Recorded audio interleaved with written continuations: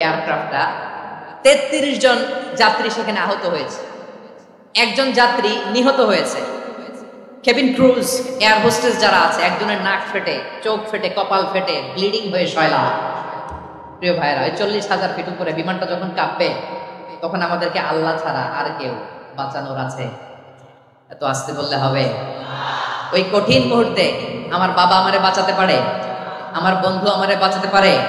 এই গ্রাউন্ডে, জমিনের বুকে আমার প্রোটোকল, আমার ক্ষমতা, আমার দাম্ভিকতা কোনো কিছু আমারে বাঁচাতে পারে? একজন ছাড়া। চিল্লায় বলতে হবে, তিনি কে? সে আল্লাহ বললেন, গোলাম আমি বিপদের সময় ঠিকই তোমাদের বাঁচিয়ে নেই। ওই বিমানের ভেতরে ৪০,০০০ ফিট উপরে যখন তোমরা এয়ার টার্বুলেন্সের শিকার হও, তখন নাস্তিকও আল্লাহরে ডাকে, হিন্দু আল্লাহরে ডাকে। জোরে বলেন ঠিক কিনা? আবার বিমানটা যখন শান্ত হয়ে যায়, একটু পরেই বিমানের স্ক্রিনের মধ্যে হিন্দি সিনেমা খোঁজে। বিমানের স্ক্রিনে কিন্তু বিশাল ওখানে আফলাম ফিল্মের একেবারে বোঝাই করা। বিমানটা শান্ত হলে আবার হিন্দি সিনেমা দেখা শুরু করে। একটু আগে ডাকছিল কারে কারে?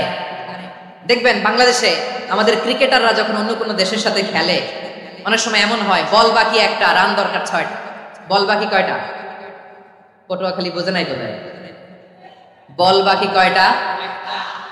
রান দরকার। আপনি দেখবেন ক্যামেরাম্যান তখন গ্যালারিতে